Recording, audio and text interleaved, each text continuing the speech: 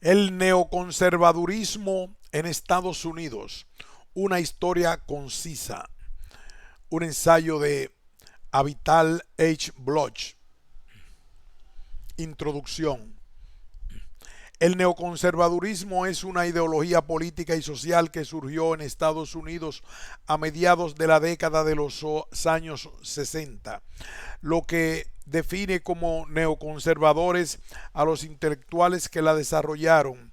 Es una historia de transformación política, ya que desde finales de los años 30 los antistalinistas, que originalmente eran socialistas, disminuyeron su radicalismo y finalmente durante el período de la posguerra y los años 50 se fusionaron como liberales en general, debido a que su áspera crítica anticomunista estaba acompañada de un temor a la política radical izquierdista y por su conflicto intenso con el nuevo movimiento de izquierda de los años 60, su movimiento viró hacia la derecha y hacia la creación de la nueva ideología neoconservadurismo.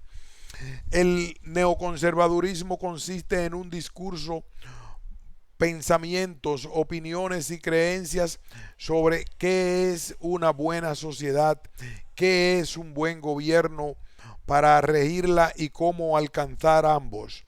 Sin embargo, esta ideología también ha sido caracterizada por su historia y por ciertos estilos de acción, los cuales, junto con el contenido formal de las ideas, mantuvieron al grupo aparte. De esta manera, el discurso en combinación con el estilo crearon el amplio sistema de ideología y la identidad neoconservadoras. El neoconservadurismo no ha generado un movimiento muy extenso, solamente una camarilla dirigente de intelectuales políticos, principalmente hombres de distintas ocupaciones intelectuales, ha estado involucrada en la elaboración constante de la ideología. Estos la han promovido activamente y se han hecho responsables de la identidad colectiva del grupo. El estudio del neoconservadurismo es un tema relevante de la ciencia política y de la historia política e intelectual de Estados Unidos, ya que su análisis e historia pueden enseñarnos mucho acerca de los procesos políticos, ideológicos e intelectuales significativos. Asimismo, puede explicar cómo se desarrollan las ideologías y en qué consisten, mostrar cómo las prácticas políticas y las teorías ideológicas existentes pueden ser, pueden ser fuente de nuevas ideologías, instruirnos sobre cómo circunstancias históricas específicas influyen en el surgimiento de discursos innovadores y cómo las ideologías se transforman con el paso del tiempo. Puede iluminarnos acerca del proceso de la penetración de las ideologías en las instituciones políticas y en los procesos de diseño y elaboración de políticas, describir cómo las ideologías forman identidades de grupo y entre tantas otras cosas, esclarecer de qué manera éstas vinculan la cultura con la política.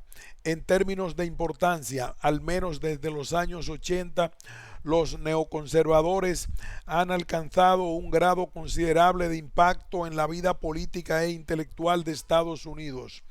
Durante varias décadas, el neoconservadurismo como una amplia ideología ha ofrecido sus recomendaciones y opiniones sobre todos los temas que se tratan en los debates políticos vigentes. Ha influido en la prensa y ha penetrado en el sistema político, establishment. Incluso algunas de sus ideas más importantes han sido adoptadas por las plataformas de los partidos políticos y también en grado significativo han ganado seguidores en las comunidades académica e intelectual. A pesar de que el neoconservadurismo nunca ha sido ampliamente popular y su elaborado discurso ha rebasado la comprensión y los intereses de la mayoría de los estadounidenses, muchos electores comunes han captado algunos de sus valores y pensamientos básicos y los han respaldado. Entonces, por todas las razones aquí expuestas, es difícil minimizar el significado del neoconservadurismo en cualquier discusión sobre la política estadounidense contemporánea. Los orígenes. Es imposible entender el neoconservadurismo contemporáneo sin remontarse a la década de los años 30, antes de que surgiera como una ideología diferente hacia los años 60. Sus orígenes pueden ubicarse en un círculo de escritores, críticos de arte y de literatura, judíos en su mayoría, quienes fueron conocidos como los intelectuales de Nueva York, aunque en esta época todavía eran marginales y giraban alrededor de algunas revistitas como Partisan Review, Commentary y New Leader.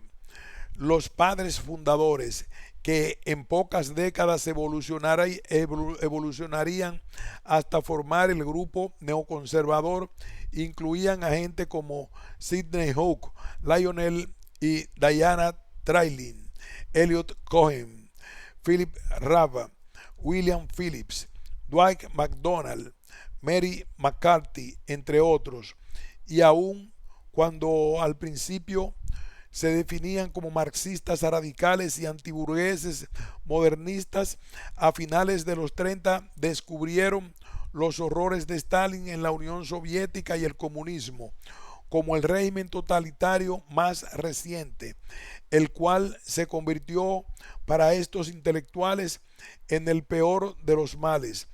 Esta revelación los condujo a articular un discurso antitotalitario y antisoviético desde la izquierda, al cual consideraron valiente e innovador, dado que contrastaba notablemente la posición prosoviética del Frente Popular y de los compañeros de viaje, fellow travelers, simpatizantes de la Unión Soviética que no eran miembros del Partido Comunista, con una posición que muchos intelectuales estadounidenses apoyaban. Algunos de los patrones políticos y de comportamiento básicos del movimiento que lo caracterizarían en las décadas futuras surgieron en aquella época temprana. Las publicaciones periódicas que algunos de los miembros del grupo controlaban se convirtieron en el sitio principal donde se definía su identidad política y así también la transformaban en los centros de formación ideológica, en órganos para la difusión de las ideas y en medios para obtener apoyo. En lo que concierne a la política, la mutación constante para alejarse del radicalismo y la búsqueda de un mensaje ideológico distinto se convirtió en una tendencia, a la par que aumentó su idea de considerarse a sí mismos muy justos y con valiente realismo. La arrogancia, la ira y la hostilidad hacia quienes lo criticaban, particularmente desde la izquierda, también comenzó a caracterizarlos desde una etapa temprana. De ahora en adelante, ellos definirían constantemente su identidad político-intelectual, sobre todo a partir de la diferencia que ellos consideraban que tenían con sus críticos de la izquierda. Durante las décadas de los 40 y 50, los miembros de generaciones más jóvenes se integraron al círculo. Profesores universitarios, escritores y críticos literarios como Daniel Bell, Nathan Gleither, Seymour Martin, Irving Howe, Irving Kristol, Gertrude Himmelfarb, Arthur M. Schlesinger Jr., Norman Podhoretz, Mitch Decter y Jason Epstein. Así, para finales de los años 40, la tendencia anticomunista de los intelectuales de Nueva York los condujo rápidamente a un rechazo al socialismo. Aquel periodo ya había marcado su cruce completo por la frontera ideológica del radicalismo hacia lo que en los años 50 se convirtió en el liberalismo de la Guerra Fría. Incluso ante la perspectiva de un mundo dividido entre la democracia y el totalitarismo, el sistema político liberal reconoció la importancia del anticomunismo de estos intelectuales y recurrió a su opinión. Para entonces ya se llamaban a sí mismos liberales y se habían convertido en los actores principales en la articulación de la ideología liberal dominante de la época. Durante la era de McCarthy, en la primera mitad de los años 50, centraron su actividad política anticomunista en el Comité Americano por la Libertad Cultural, American Committee for Cultural Freedom, por su sigla ACCF, por sus siglas en inglés, organización fundada en 1951 cuyo objetivo era combatir al comunismo en casa. Convencidos de la existencia de una conspiración comunista y de la responsabilidad que implicaba para los liberales la protección de la democracia en Estados Unidos, dirigieron sus embates para endurecer las políticas oficiales anticomunistas. Así, la ACCF defendió la campaña del senador Joseph McCarthy en contra del comunismo y sus seguidores como una campaña fundamentalmente positiva. No obstante, los intelectuales de la ACCF no admiraban a McCarthy, aunque tampoco consideraban su cruzada una violación de las libertades civiles, tal como lo hacían los críticos antimacartistas, pero temerosos de parecer como que respaldaban a los reaccionarios del ala derecha, criticaron su estilo por ser demagógico y sus intenciones como estúpidas y no eficaces. Sin embargo, esta crítica nunca incluyó el rechazo a la misión anticomunista macartista por sí misma. Durante los años 50 y principios de los 60, además de reforzar la versión liberal del anticomunismo, estos intelectuales también contribuyeron a la creación de un análisis liberal del gobierno y de la sociedad estadounidenses. Su ciencia política y sociología liberales, conocidas como la escuela de el fin de la ideología, fueron reconocidas por la mayoría como uno de los pilares del liberalismo. Esta escuela promovía una imagen ideal de una sociedad estadounidense exitosa, basada en el consenso y en la eliminación de las ideologías. Una sociedad que había emergido de las políticas reformistas del nuevo orden, New Deal, del presidente Franklin Delano Roosevelt. De hecho, los intelectuales liberales insistían en que para el Occidente libre, particularmente para Estados Unidos, las ideologías, entendiendo por estas las radicales y las izquierdistas, eran destructivas, ya que las radicales involucraban apasionamiento en la política y un pensamiento apocalíptico que fomenta la inquietud, el conflicto y el cambio no democrático. En una democracia, la cual esos analistas reconocían como frágil, las ideologías pueden conducir a una revolución y a largo plazo al totalitarismo, lo que implicaba la destrucción de la triunfante buena sociedad liberal. El liberalismo plural era el concepto organizacional básico en la sociedad antirradical y no ideológica de los liberales que de el fin de la ideología visualizaban al el liberalismo plural era el concepto organizacional básico en la sociedad antirradical y no ideológica que los liberales de El fin de la ideología visualizaban. Al igual que su liberalismo, el pluralismo era una antítesis del marxismo y de la noción de lucha de clases. Los liberales preferían explicar la estructura del poder no con términos económicos sino políticos y las relaciones intergrupales no como pertenecientes al campo de lo económico sino al político. Creían que la sociedad estadounidense de la posguerra, que se componía en su mayoría de grupos de intereses, carecía de una clase dirigente y que el campo de lo político, en donde los grupos como iguales compiten por intereses, negociando, ofreciendo y comprometiéndose en busca del consenso, era entonces mucho menos volátil.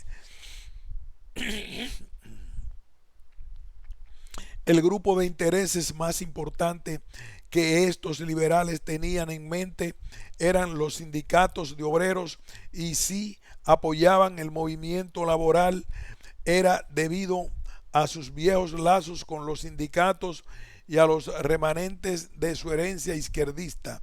Pero más allá de esto, en su opinión, los sindicatos y los trabajadores ya no constituían una clase trabajadora en Estados Unidos o una clase económica marxista, sino que formaban un grupo de interés político integrado a la clase media dominante. La pobreza también era difícilmente reconocida en el liberalismo de la posguerra y en consecuencia se esperaba que los negros y los pobres avanzaran a la larga por medio de la prosperidad y el progreso de la sociedad. Los negros y los grupos étnicos eran considerados como grupos políticos dentro de la estructura plural, por lo cual los liberales insistían en que lo concerniente a su cultura se manejara independientemente de la política. El pluralismo era percibido como el fundamento de Estado benefactor liberal, progresivo y pragmático, junto con otro concepto, el postindustrialismo. Ello implicaba un énfasis en la burocracia, la tecnología y el saber científico, principalmente en el armazón de lo que los liberales describían como la Universidad Liberal Estadounidense. La tarea que le asignaron a esas nociones fue el ordenamiento y la racionalización de la política y de la sociedad en pro del orden pragmático no ideológico. Para la década de los 50, la creencia anterior en el socialismo había pasado en su mayoría a formar parte del pasado de estos intelectuales. Solo unos cuantos, como Irving Howard y en menor grado Daniel Bell, siguieron considerándose socialistas y, como solían autodenominarse, socialistas democráticos, para distinguirse de los socialistas radicales. De hecho, el socialismo democrático no se encontraba más hacia la izquierda que el liberalismo de sus colegas.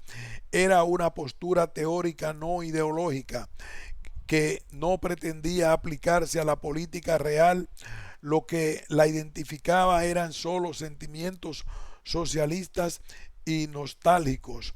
Los anticomunistas liberales, en consecuencia, no tenían conflictos con sus amigos socialistas democráticos, pero en su firme búsqueda de una identidad política cuidaban de distinguirse de los socialistas radicales, de los liberales de izquierda y de los compañeros de viaje fellow travelers, a quienes calumniaban como suaves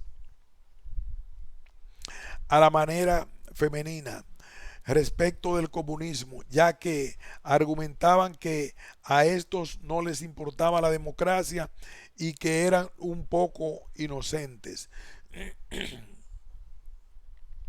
Tener una definición ideológica distinta a la derecha también era importante para los liberales. Por eso, en la medida que deseaban ser reconocidos como una fuerza de centro, especificaban cuidadosamente las diferencias entre ellos y los conservadores. Es decir, los conservadores también eran anticomunistas, pero a diferencia de aquellos, se oponían al Estado benefactor y al sistema pluralista.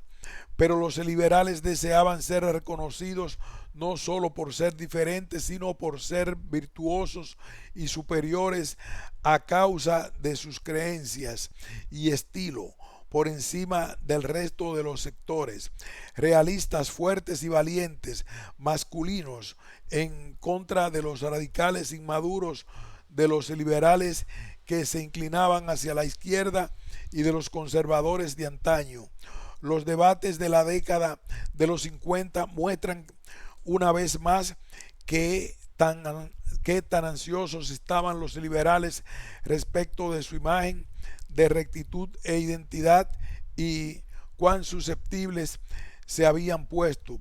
Debido al endurecimiento ideológico, ahora aparecían como el segmento antiradical y anticomunista más extremista del liberalismo estadounidense, rasgo que se reformaría aún más durante las décadas siguientes. La transformación de liberales a neoconservadores. Hacia mediados de la década de los 60, el consenso que tenían los liberales se estaba colapsando.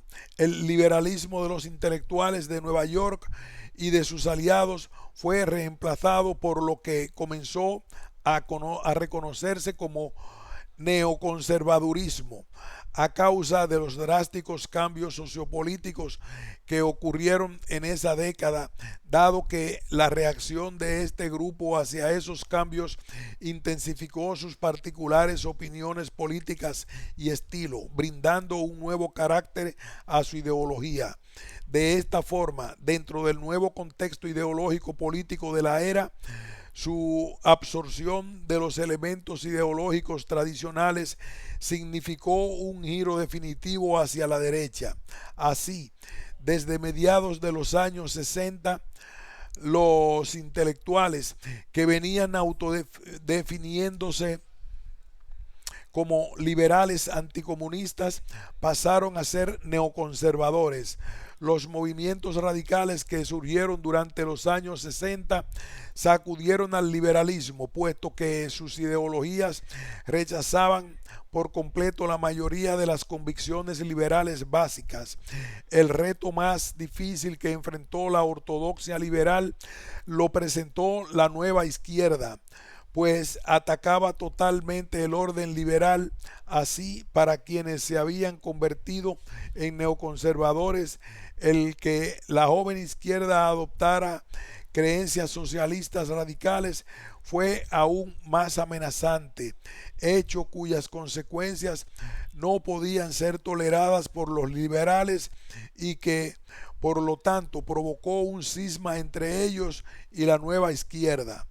El radicalismo de la nueva izquierda usualmente no incluía apoyar al comunismo, pero sí contemplaba una fuerte crítica al anticomunismo y a las políticas obsesivas de los Estados Unidos durante la Guerra Fría. Los radicales entonces acusaban a los intelectuales de Nueva York de ser los responsables de las políticas imperialistas y de intervencionismo, y aun cuando la ACF ya no existía, fue duramente criticada, al igual que las posturas macartistas de una década antes, y cuando a finales de los 60 se supo que la CIA había estado involucrada en algunas actividades de los liberales, la nueva izquierda minó todavía más la posición liberal. Como personas que se habían entregado a la causa antisoviética, los neoconservadores se resistieron que las generaciones y jóvenes descartaran al anticomunismo por considerarlo innecesario y equivocado, y aunque ahora estaban a la defensiva y parecían estar dispuestos a realizar algunos ajustes ideológicos, solamente racionalizaron su pasado anticomunista y de hecho lo reafirmaron para las circunstancias presentes. Así, su retórica anticomunista permaneció tan agresiva y tan antirradical como siempre. La guerra de Vietnam fue un punto central en el conflicto con los radicales, como fue también el tema de mayor polémica que dividía las posiciones en la época. En concordancia con su posición anticomunista y extremadamente temerosos de que los comunistas tomaran Vietnam del Sur, los neoconservadores apoyaron la política intervencionista en Vietnam hasta muy tarde en la década de los 60. La izquierda, en contraste, que entonces representaba la mayoría del movimiento antibélico, vio en el papel del ejército y la vasta destrucción de Vietnam el resultado horroroso de la Guerra Fría.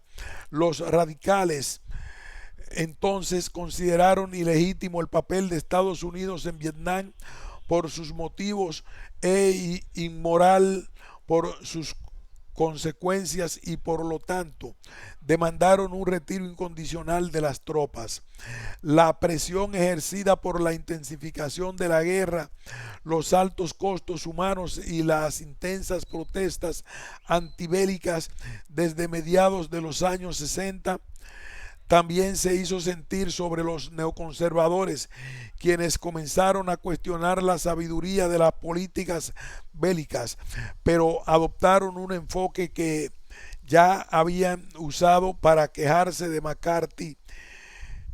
Criticaron al gobierno únicamente en el terreno pragmático, argumentando que a pesar de que su actuación estaba justificada por la causa anticomunista, el gobierno actuó estúpida e ineficientemente en Vietnam.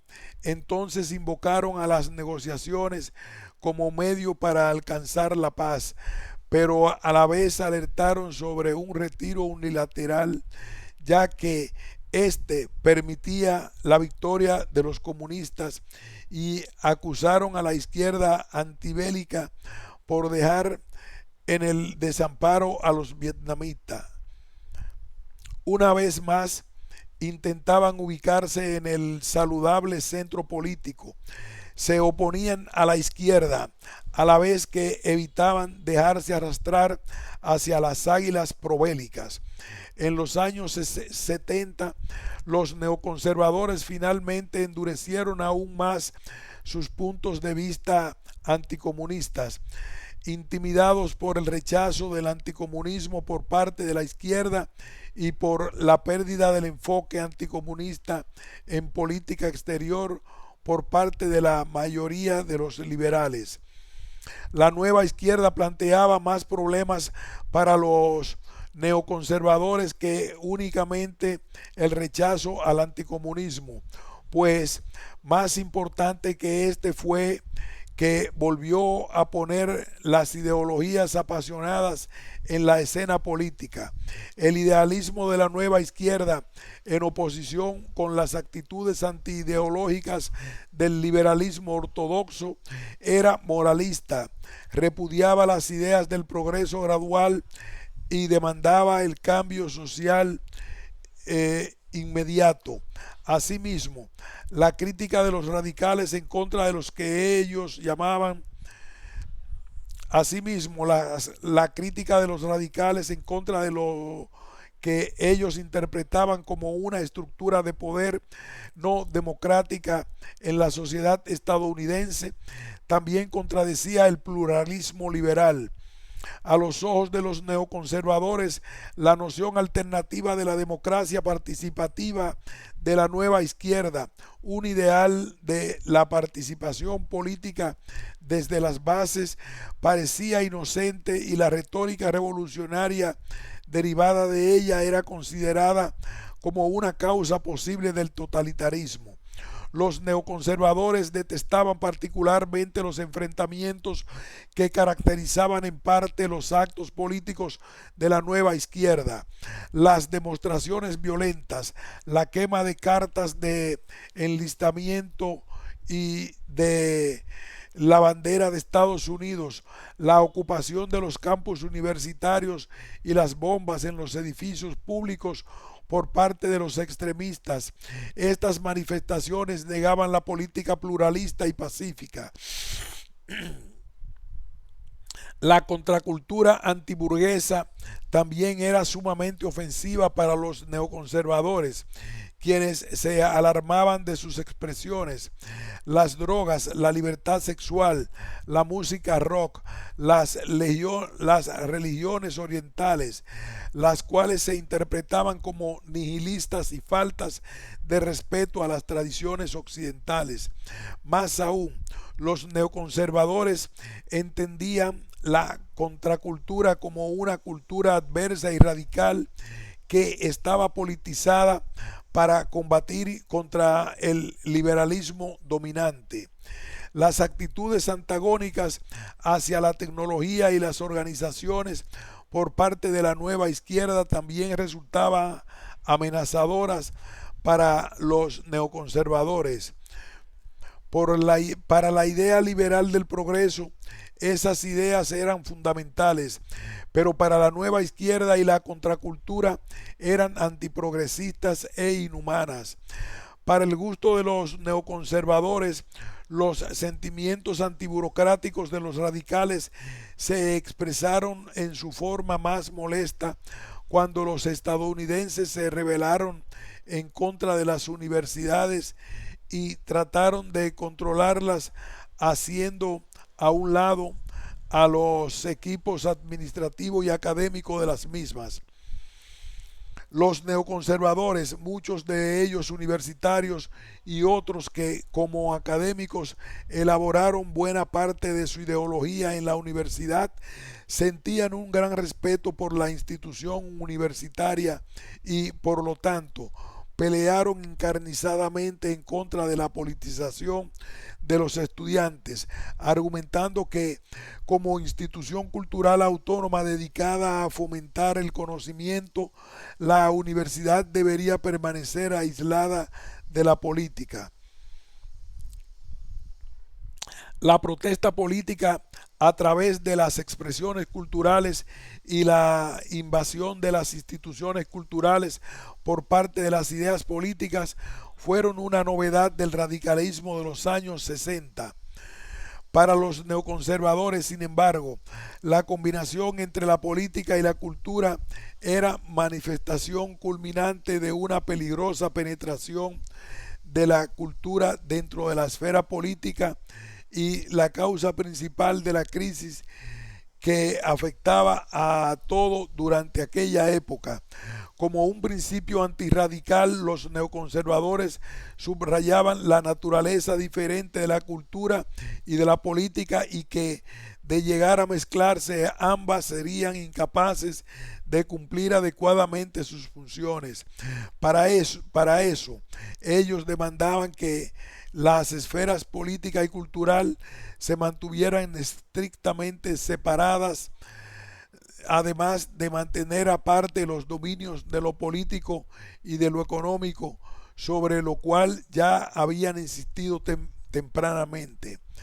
Durante los años 60 también hubo otros cambios decisivos que fueron perturbadores para los neoconservadores y que ayudaron a empujarlos hacia la derecha. Por ejemplo, como desde la segunda mitad de la década el movimiento de los negros en pro de los derechos civiles fue tornándose más extremista, debido a que en la década de los 50 y a principios de los 60, los liberales habían apoyado por completo las demandas del movimiento de los negros para obtener un estatus político igualitario y terminar con la segregación racial en el sur del país.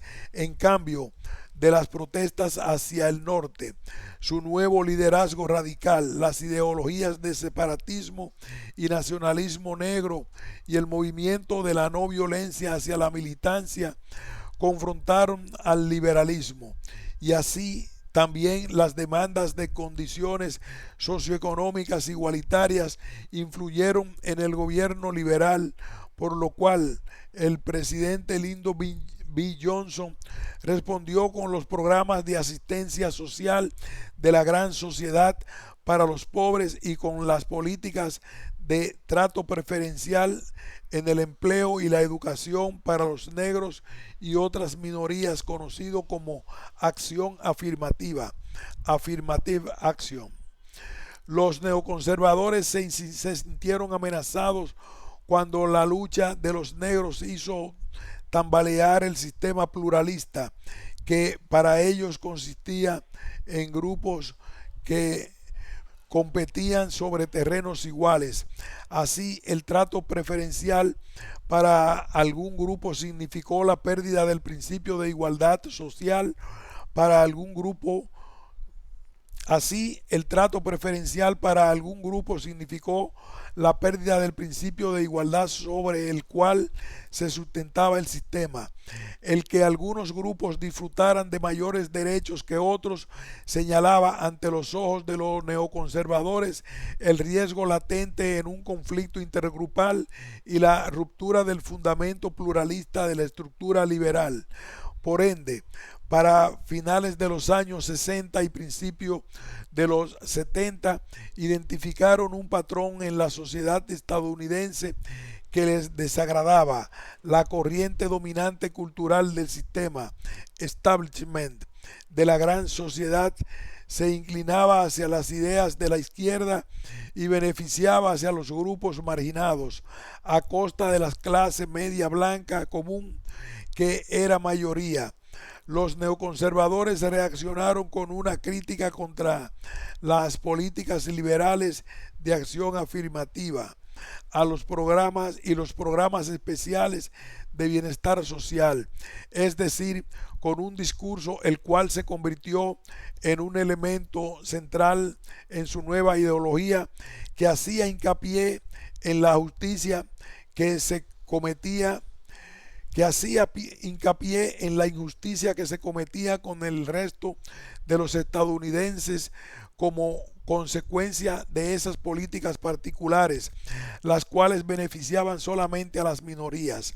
Asimismo, señalaron el peligro de las actitudes de confianza hacia otros grupos que los negros demostraron como un resultado de sus crecientes expectativas, e hicieron un llamado a estos para que se superaran con base en sus méritos propios y en el trabajo arduo, en la medida que los neoconservadores denunciaban al Estado benefactor, maternal y liberal compasivo.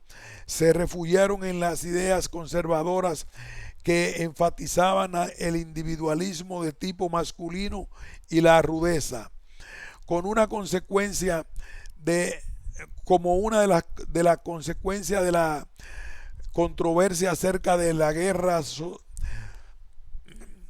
como una consecuencia de la controversia acerca de la gran sociedad, un asunto más amplio apareció en la crítica neoconservadora: el papel del gobierno, las dificultades prácticas para que los grupos débiles avancen rápidamente y para combatir la pobreza.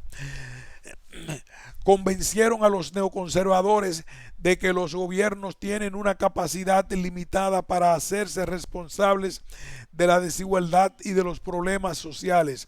Más aún, llegaron al convencimiento de que los conflictos cada vez más profundos sobre tales asuntos correspondían a las ideologías, las cuales no pueden ni deben ser manejadas por las burocracias, dado que no solo son capaces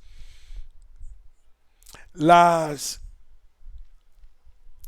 funciones y los objetivos de los gobiernos deben circunscribirse al campo de lo político y lo pragmático.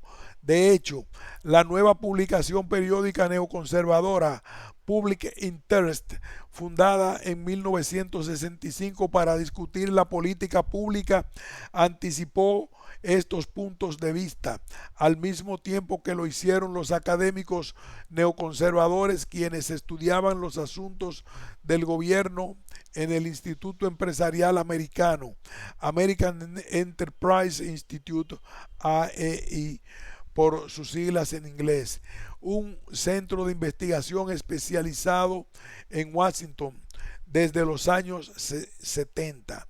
Conforme el neoconservadurismo se movía hacia un mayor interés en la política y el gobierno, estas instituciones asumieron un lugar central. Los neoconservadores se refugiaron en la derecha al encontrar respuestas en las organizaciones de voluntarios y la comunidad tradicional para reemplazar algunas de las funciones de asistencia y seguridad sociales del gobierno, iglesias, familias en sentido amplio, organizaciones étnicas, para los nuevos gustos adoptados por los neoconservadores. Tales instituciones no solo habían cubierto satisfactoriamente esas funciones, sino que estas asociaciones no gubernamentales eran superiores a las burocracias liberales porque seguían los valores burgueses de la virtud y la prudencia.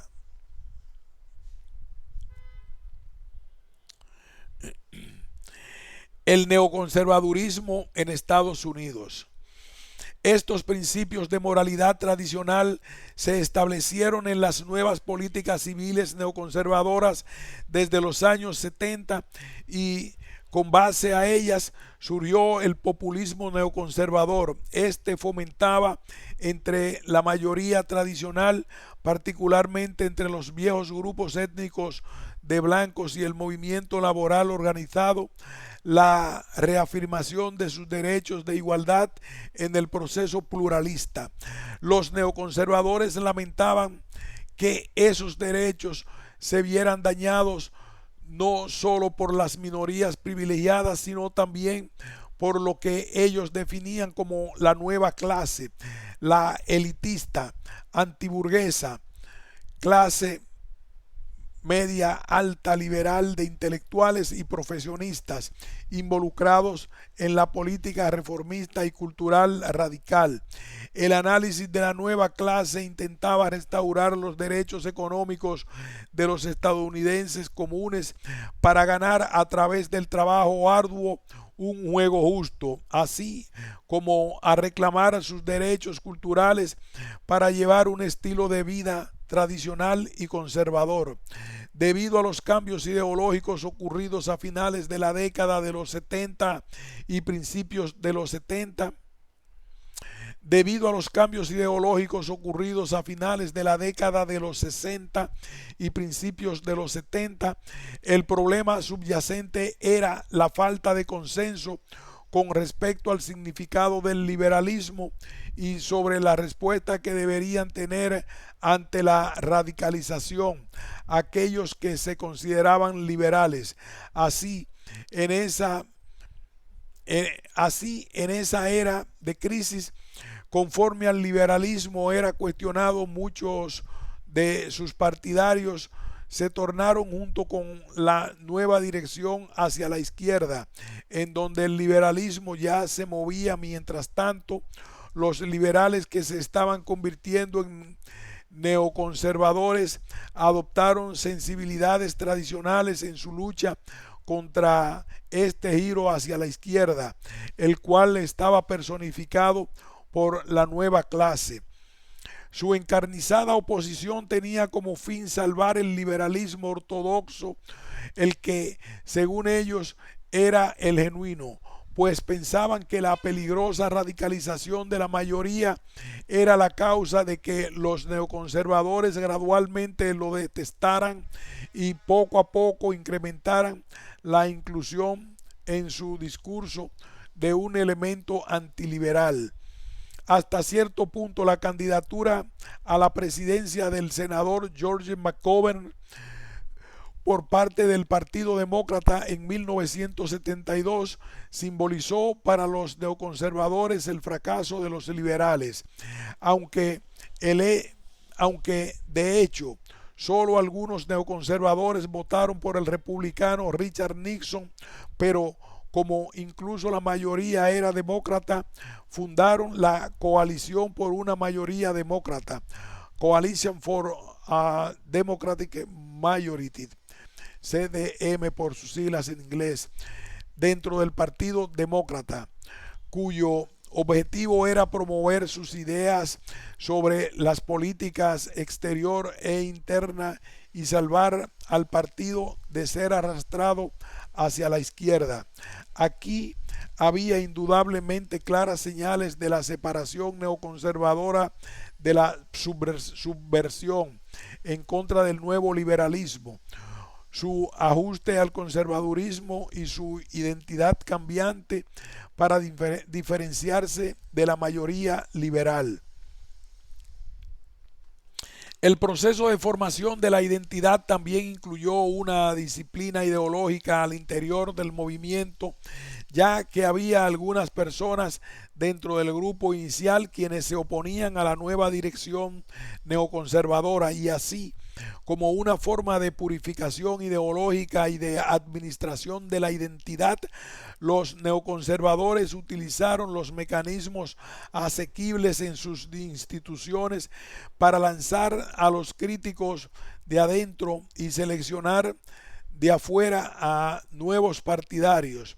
En este proceso de renovación del grupo, los primeros que lo dejaron fueron individuos como Philip Raff, Mary McCarthy y Jason Epstein, dado que simpatizaban con la nueva izquierda y con el programa antibélico.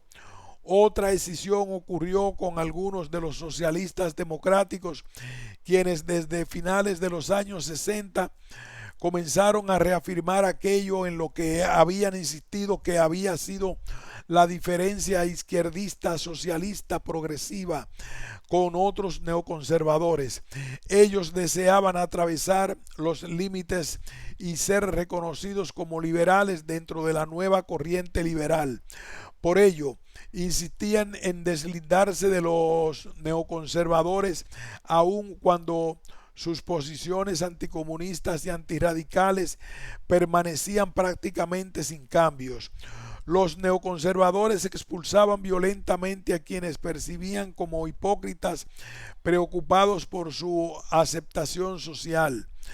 Al mismo tiempo, de cualquier forma, otros socialistas democráticos se unieron al grupo, aquellos alineados con el ala derecha del sindicalismo laboral, pues estaban de acuerdo con la tendencia neoconservadora hacia la derecha. Penn Kimball, Tom Kahn, Joshua Muravichik, Karl Gersman, entre otros. Además, habían comenzado un esfuerzo para absorber a la gente nueva en el grupo, principalmente de los círculos académicos. Así, algunos como Ben Wattenberg, James Q. Wilson, Jen Kirkpatrick, Aaron Widawski y Edward Banfield fueron admitidos. Este complejo proceso de rotación a principios de los 70 funcionó para consolidar la nueva identidad conservadora y asegurar una categoría ideológica estable. Aquí hacemos una pausa y continuaremos con el neoconservadurismo en Estados Unidos, los neoconservadores en el sistema político.